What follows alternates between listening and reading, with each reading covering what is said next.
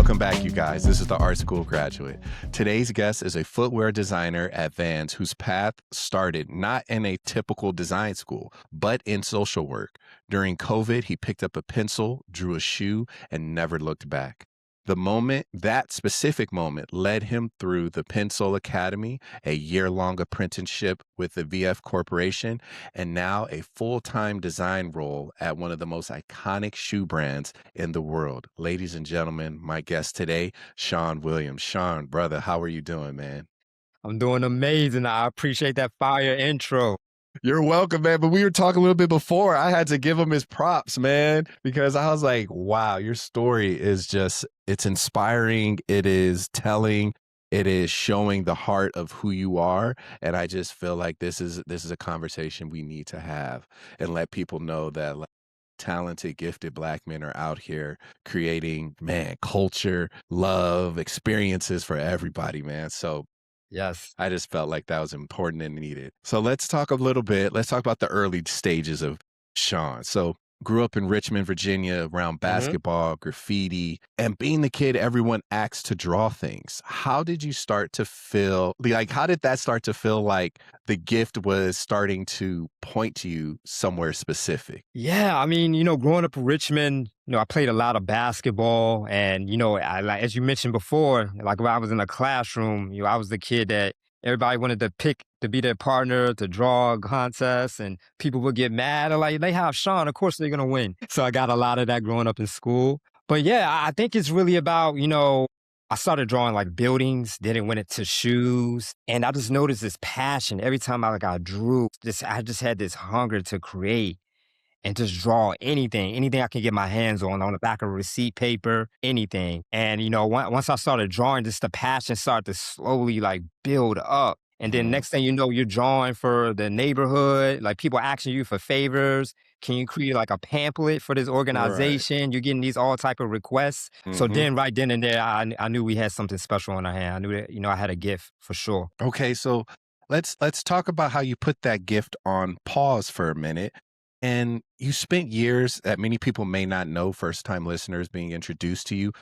You may not know this, but he spent many years as a social worker. Like you were inspired by your aunt wanting to help and elevate your community. Touch on that for a bit. What caused that initial pull towards social work? If you can give her a little bit more of a deeper dive. Yeah, absolutely. Like when I entered my aunt had a learning disability, right? So just really growing up with her, watching the challenges, that she faced day in and day out, and just having a sense of empathy, right? And wanted to give her the world. Like this is at a young age, like literally Yeah, wanted to give her the world. And yeah.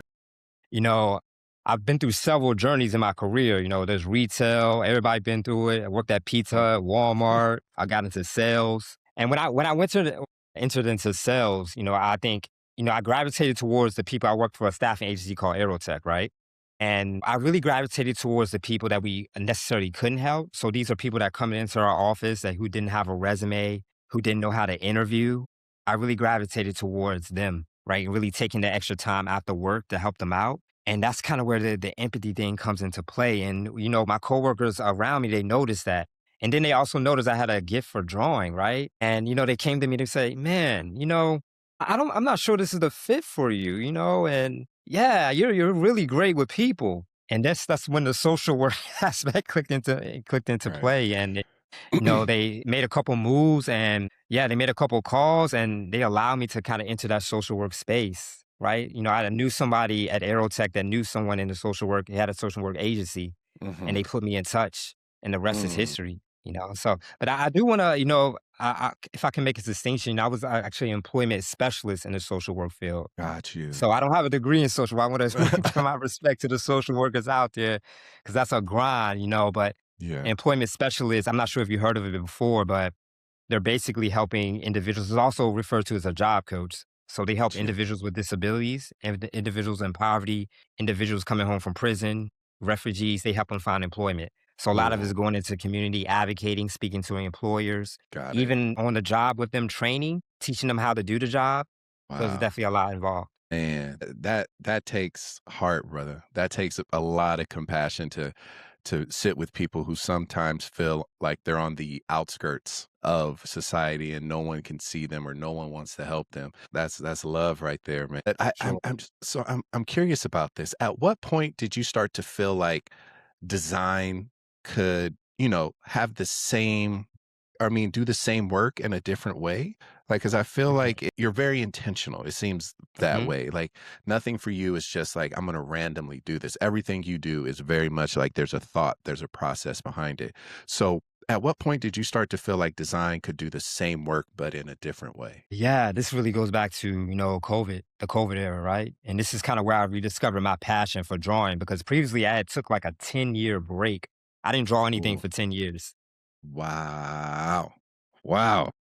So, when we had the stay-at-home orders, I think this is true for a lot of people. I think they started to rediscover passion and people really started to reevaluate their lives. And, a lot of people started to figure out, man, I kind of want to do something else, right? And the first thing I drew during that period was a shoe. From 10 years, first thing I drew was a shoe. Yeah. So one shoe turns into two, two turns into four, and all of a sudden I have this collection of shoes I've drawn, right? Just because I've had this time to kind of reevaluate my life and figure out what's next. And I did a Google search. Now this is mind you, this is someone who has no concept of design at all. Like Hmm. I have no idea design exists.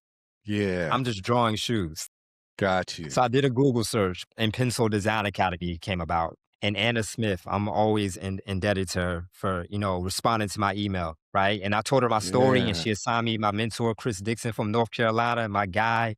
He taught me the tools of the trade, taught me Illustrator for the first time. I had no idea Illustrator existed. I bought an iPad. I got an Apple Pencil.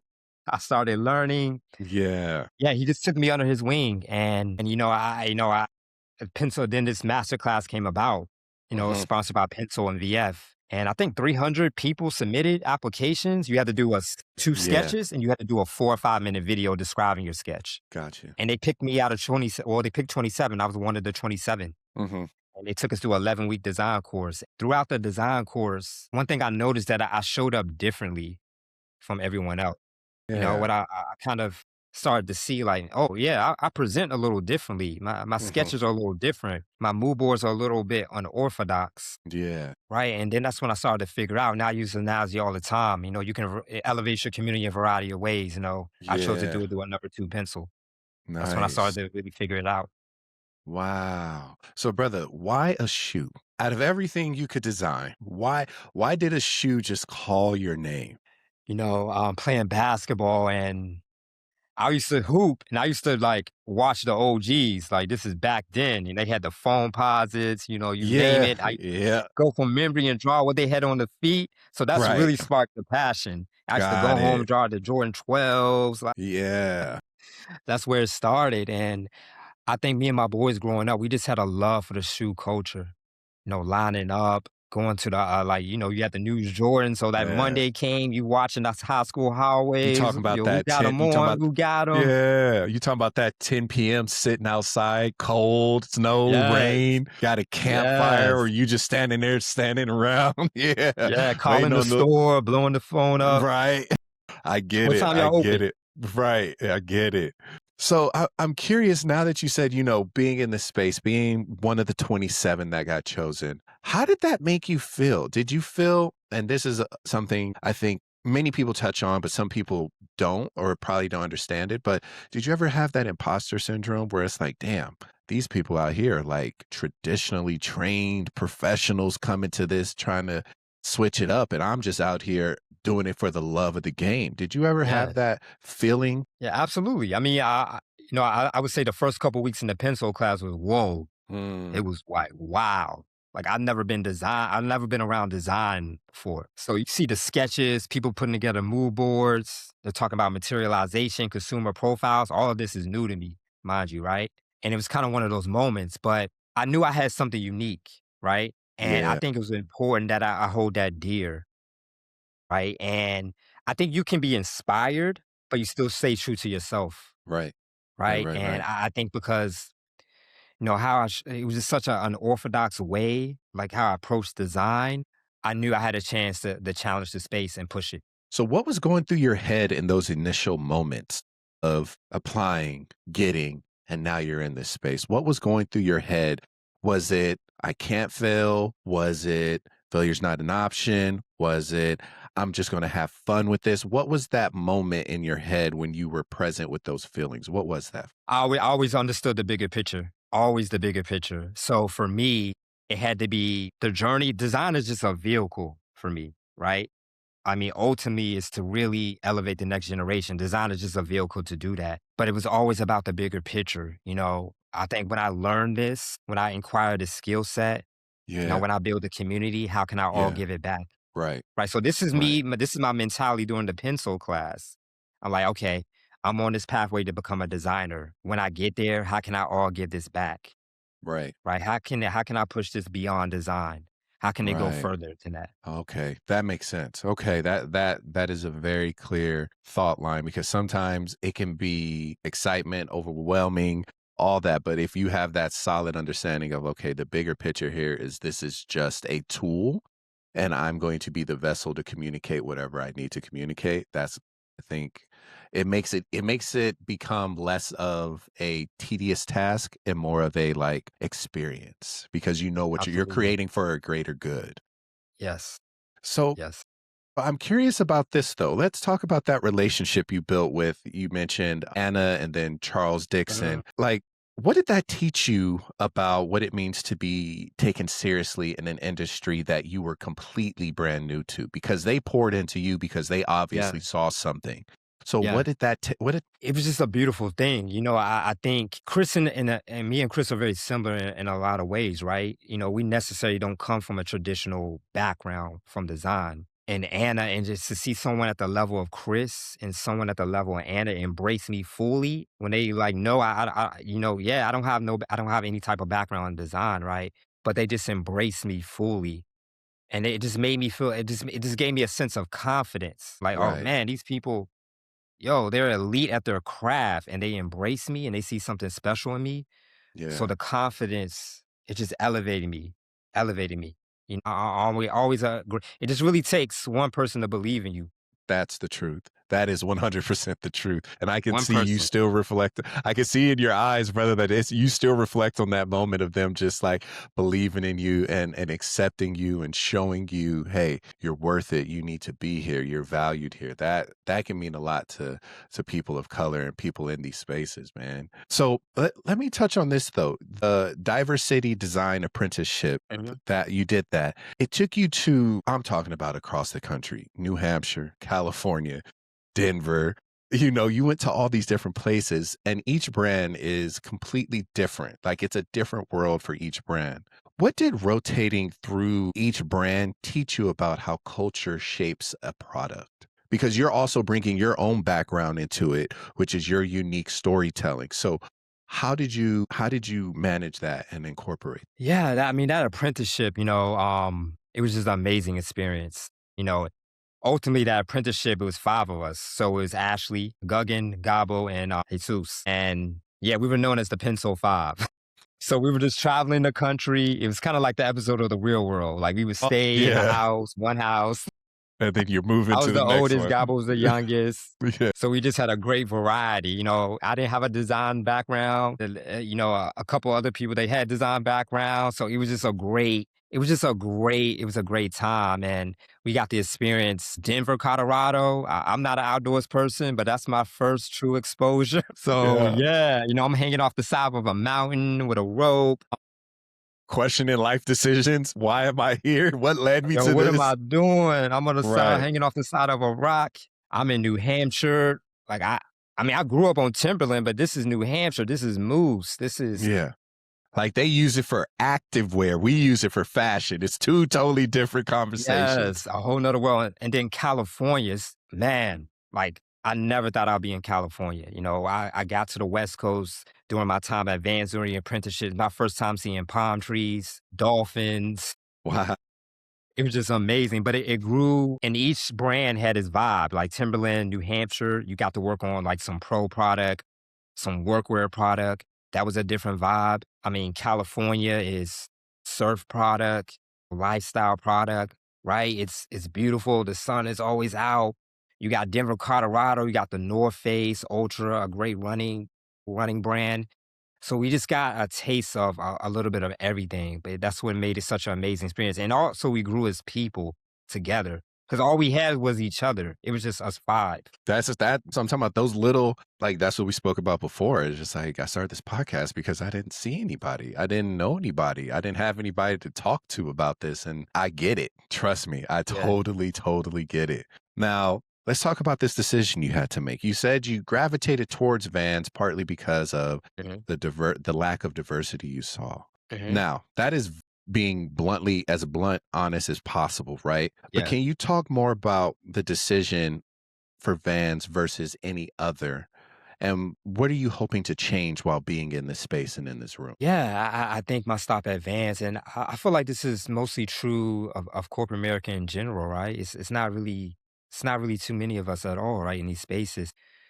I think for me, out of all the brands in the portfolio, Vans, the way, even like the way we construct our shoes, it's a simple construction. So it's a great foundation to learn, but also it's the West Coast. It's the furthest away I've ever been from home. So there's a growth aspect of it.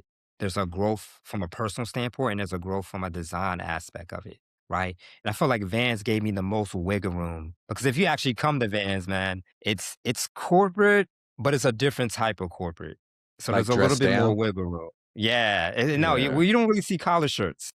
Really? Wow. Yeah, you'll see somebody, like, on a skateboard fly past you. So out of all the brands, it's probably the most wiggle room you really have to really kind of leave your mark, make your impact. And, I knew my purpose is to really challenge the space and kinda really open the door for the next generation, but I knew Vance would probably give me the best opportunity to, kinda open those doors. Now, was this a conversation you shared with the Pensole 5 when you guys were coming to like the end of your apprenticeship? Were you guys kind of having these open heart to hearts? And how did Yeah. some of your counterparts take to that decision? Yeah, I think it was no, I'm just going back and reminiscing because that was some Yeah. nerve-wracking times. Because we Oh all knew our yeah. lives are about to change forever. Right. Because some of us I are gonna know be in New that. Hampshire, some of us are gonna be in California, some of us might be in Denver, Colorado. It was amazing but nervous time. I think we talked about it.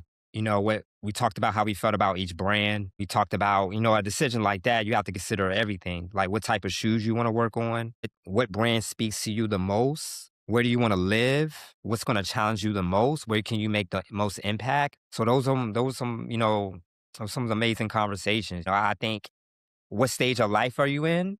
Right? For me, I wasn't married. I didn't have any kids. So if you're going to make a jump to the other side of the country, now may be the time to do it. You may never get that chance. Right. And Yeah, yeah, in order for me to grow, 100%. I had to leave Virginia. That was something I had to be at. Once I embarked on this journey, that was something I had to make peace with.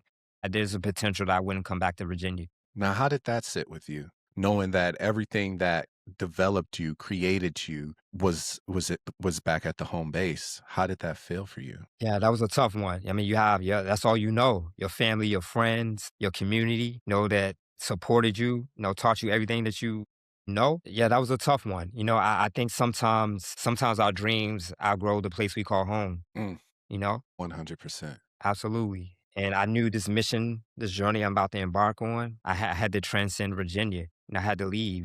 Doesn't mean you're never going to come back, but in order for me to really, pursue this and Yeah. really become what I want to be, I had to leave. I had to leave home. Now, how did your family come to acceptance with with that choice and that decision? My mom was excited. She was hurt, but she was excited. She's like, "I get to go to California to visit. Come on, yeah, go there." I'm her baby boy, I've Yeah. been there all my life. My uncle was excited for me, my aunt, the rest of my family, and my grandma. Yeah, I think one of the things is, I got to spend some time before I left for Vans. And, I lost my grandmother, like, I think first couple weeks at Vans, but I got to see her before I left for California. And that's something that I'm always grateful for that I had that time before I left, you know. But my family, they were always excited. I think in some ways they were a bit shocked. They knew I had the talent, they knew I had a gift, but this design world, they had no clue. The Had like no clue this could levels be it a could take you career. to. Yeah. It's like, "You're doing what?"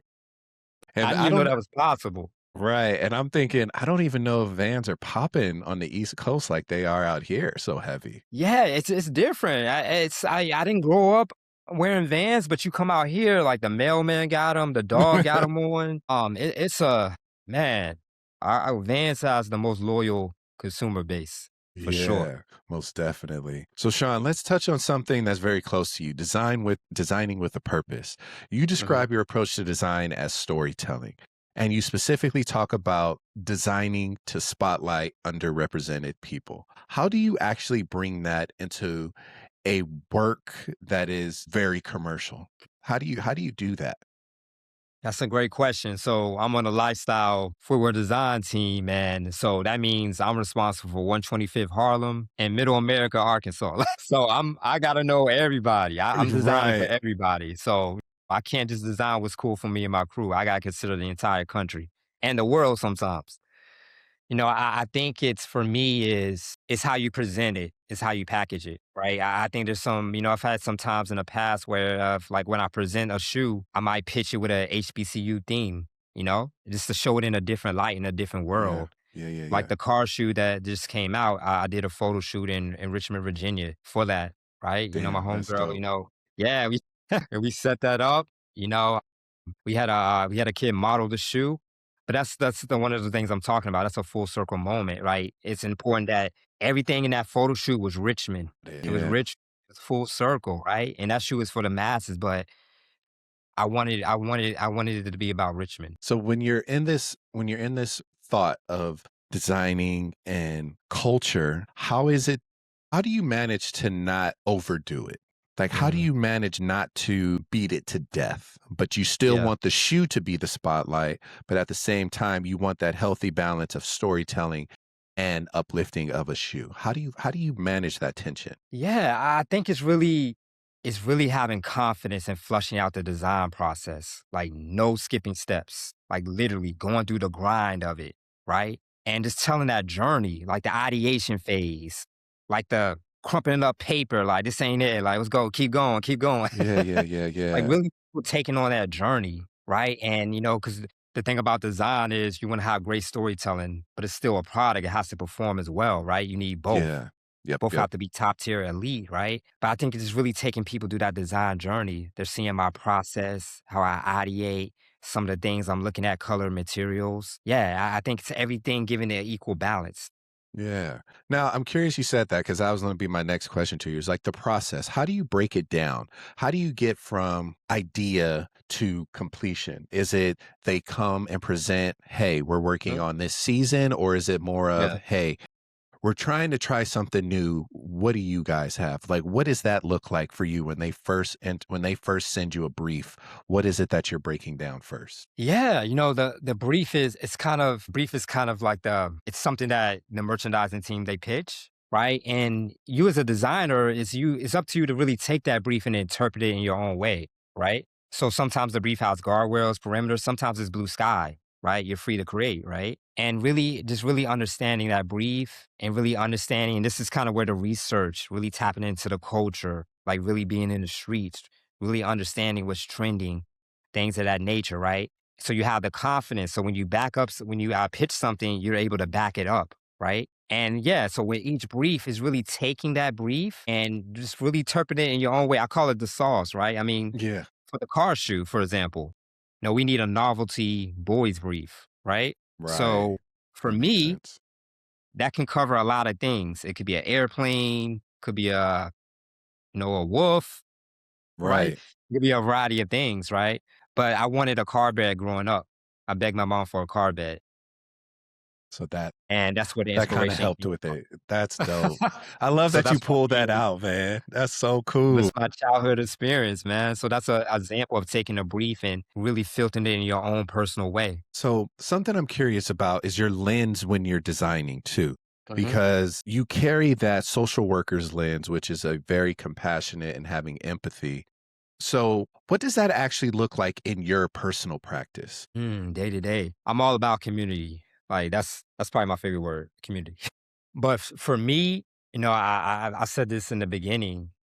I have to have impact.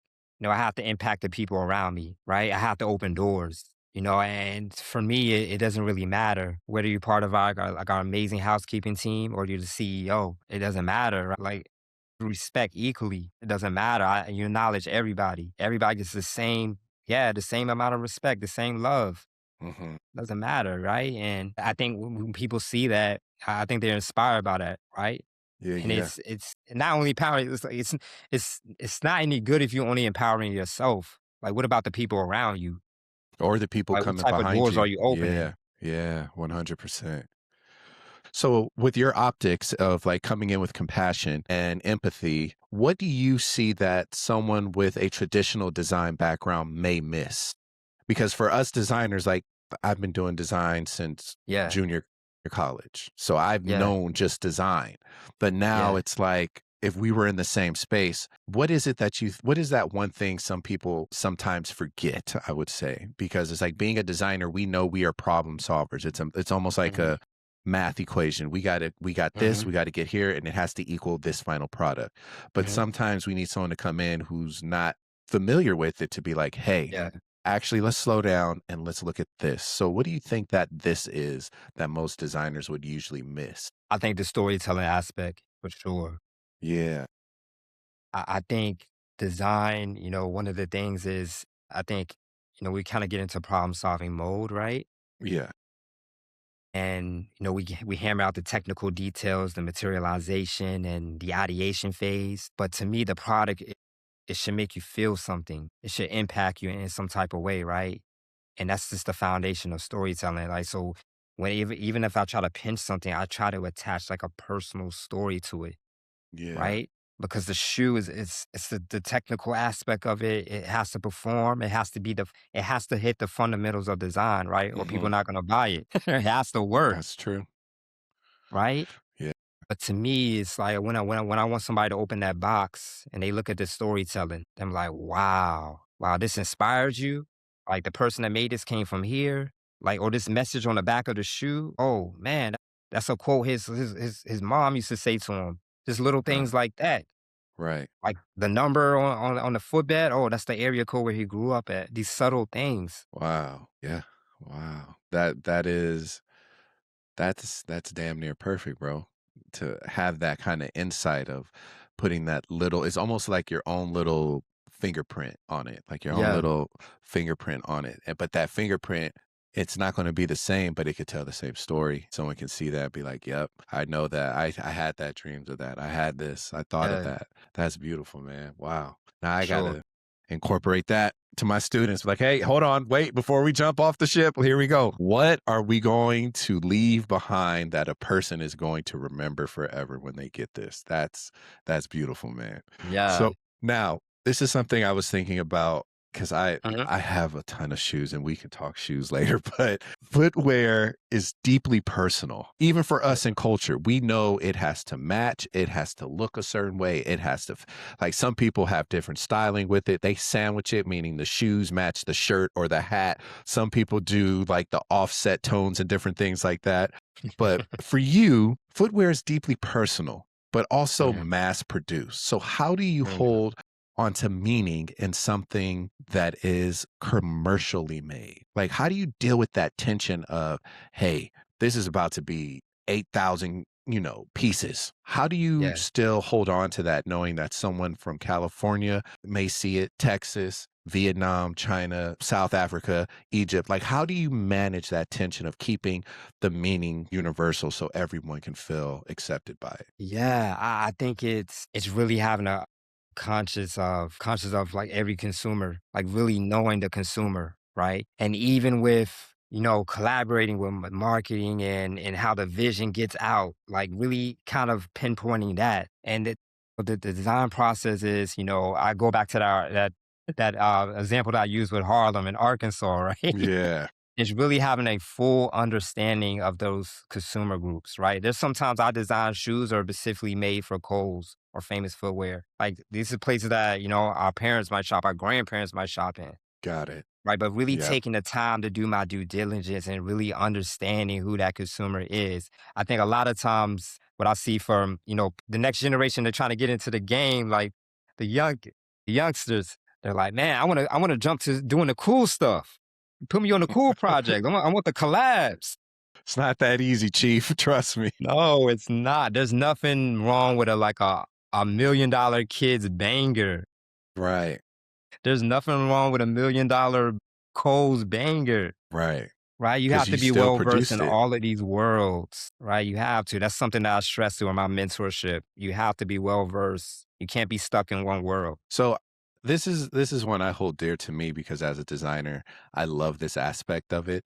Is where do you pull your research from? Where are you pulling references from? Is it from Van's own personal collection and archive, or are you Yeah, actually getting from behind a computer, getting off your phone, yeah, getting off the electronics and physically going out and yeah. traveling and seeing and taking pictures or going to Mhm. museums? Like, what is that research, that first initial research step look like for you? Yeah, it's really getting out there, like you said, going to the mall, people watching, going to different stores. Now I'm real big on social media, TikTok, following all the new accounts. So much great content on TikTok. Oh, even like going as far as really looking at going into crates. Like I'm in the Vans office, I'm digging through the archives. We got Right. so much fly stuff in the archive, but really understanding the history of what we already did, right? And how can that could that potentially lay the foundation for something new? So it's a variety of mediums. My man Chris Dixon, he's inspired by bird watching.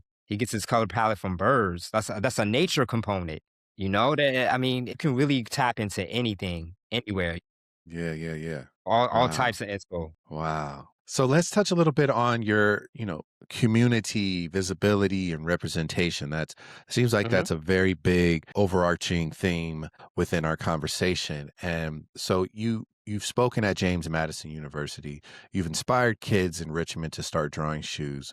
What does it mean to you that your visibility is already doing work for the next generation? That means the world. It means the world. That's my sole purpose. I said it back in the beginning. These were thoughts entering my head during the pencil class before I even got to Vans. Like understanding the gravity of the moment, really understanding it, right? And Dr. Dwayne Edwards, because he had a vision and he challenged the space, he changed my life forever. And for me, to have someone really challenge the space and put everything on his back and to give you an opportunity, Yeah. yeah. How could I not give that to someone else? That's Yeah. not even like that's not negotiable. Yeah. For sure. Now, this is something I'm curious about. Where did this passion come from? Because you can feel it. You can see it on your Mhm, face when you speak about it. Where does mhm. this come from? Is this homegrown? Is this spiritually? Is this conversations you've had with others? Or is this just you being very much self aware of who you are, where you are, and the power this could hold for someone else? It's the passion. It just man, just growing up in Richmond and seeing the talent and the creators that we have out there, and even my time in the social work field. Well, these are individuals that it's like the hardest of challenges, right? Well, you're blind, you're deaf, right? You go through some of these hardships, and just to have, just to really, just to work as best you can to right, really give people the opportunity, Yeah. right, to show them the way, Yeah. to open the door, Yeah. like to lay that blueprint and that foundation. It's just something. It just pulls like a fire in me. It's like I gotta open the next door. I want to change someone's life. Yeah, For man. me, it has to be a product legacy and a people legacy. It has to be both. It has to Now, be both. now I'm curious with you saying it has to be both. We both know the internal struggles we have with that because sometimes the financial doesn't take care of the bigger thought. So how do you manage that? How do you find that spot or how do you press down that part of ego and gut to be like, no, no, no. I don't care if I have to give this time. I don't care if I have to help with this supplies. I'm going to Yeah. do this because this is my purpose. How do you manage that tension? Yeah. I mean, I go through it a lot. Yeah. Internal battle. Like, yo, are you Yeah. doing too much? Like, can you say no? Right. I think my time in social work is really giving you a unique perspective on people, right? And seeing people at their lowest, but building them up to be their best. It makes it hard for you to say no sometimes. And honestly, that's an internal ongoing battle, like I'm still struggling with right now, right? But it goes back to my introduction to the Pensole Design Academy, right? And Chris, my man Chris Dixon, he had a lot of mentors, like mentees. Like he had a full plate. He was like, I can't take anymore. Yeah. And then Anna hit him up and like, yeah, you want to take this one. Yeah. That's beautiful, man. That's And beautiful. that one happened to be me.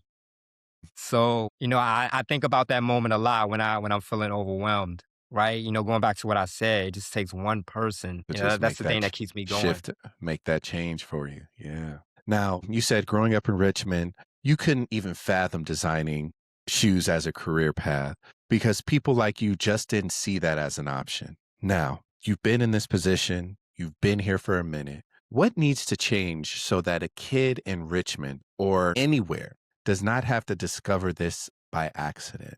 Yeah, I think you're really starting to see it now. I feel like designers now they're a bit more outspoken. They're willing to show their work more.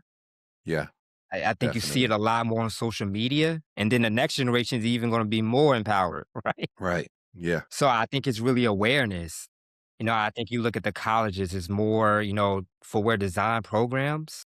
Even with our HBCUs, having programs, go to the HBCUs, that's a big one.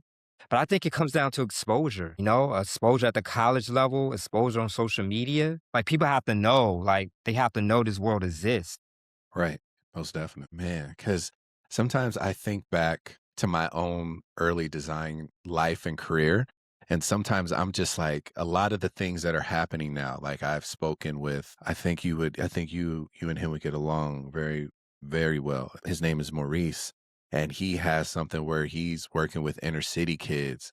Mm. Maurice Woods, he's working with them to help Hmm. them just get access to this stuff because a lot of them see it, they want to do it, but they don't even Yeah, have the tools. So I was just yeah, like, wow, what if the kid could get this 14? What are they yeah, going to be creating 20, 25, 30? yes, You know what I mean? So hearing you say that, it's just something like getting them open to it is going to be beautiful. And I totally think that that access is going to be key, extremely key.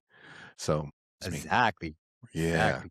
Even So, elementary school, man. What oh if I do yeah, that? Like, yeah.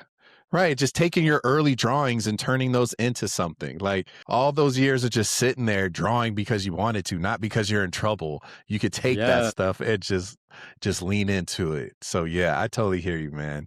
But now here's something that's super amazing. You're on the D&D Advisory Council, actively working to bring BIPOC designers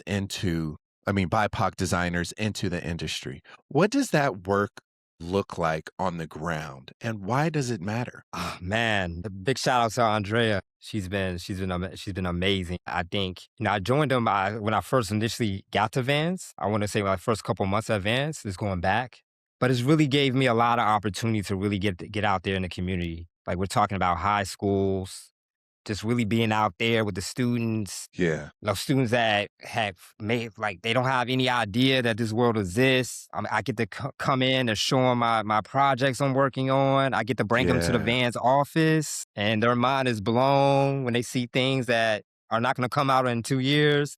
Right. That's cool. But yeah, just to see the questions, and they fly Yeah. and they have a million questions, and you can just see it.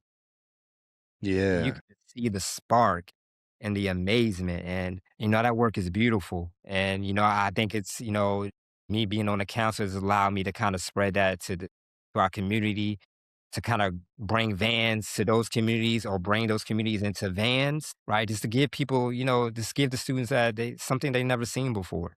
Right. It's been amazing.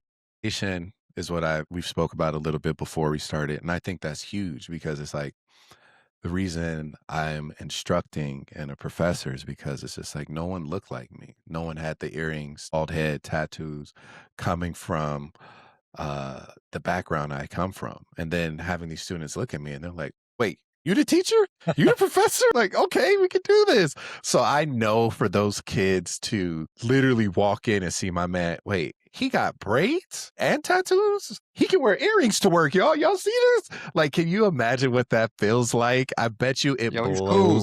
it blows their mind because it's like sometimes they're not seeing that. They're not hearing Yeah, that. You know what I mean? But they can yeah. see it and be like, So my outward appearance isn't going to Yes, be halt. People in this space are going to want to know genuinely, can you create? How do you create? They're yes, not looking at me as like, oh, well, they look like this or they talk like that. They're looking at them like, hey, this kid's just a good, dope designer. And I yeah, think that's going to bring them a lot more comfort where they don't have to feel that imposter syndrome. They don't have for to feel sure.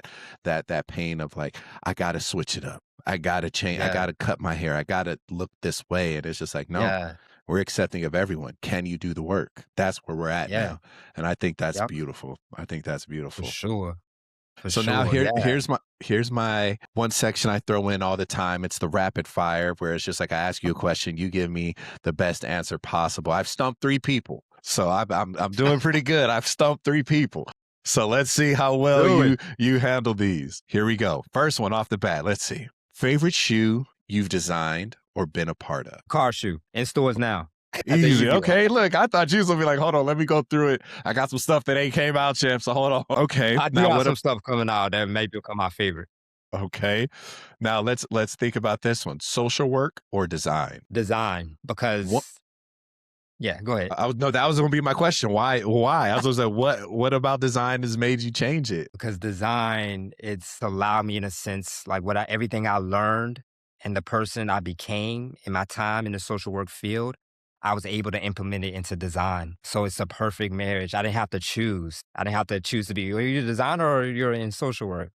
Like literally it's fused in my DNA. So design has given me this platform to be both in a sense, right? Now, put you on the hot seat. Favorite shoe of all time.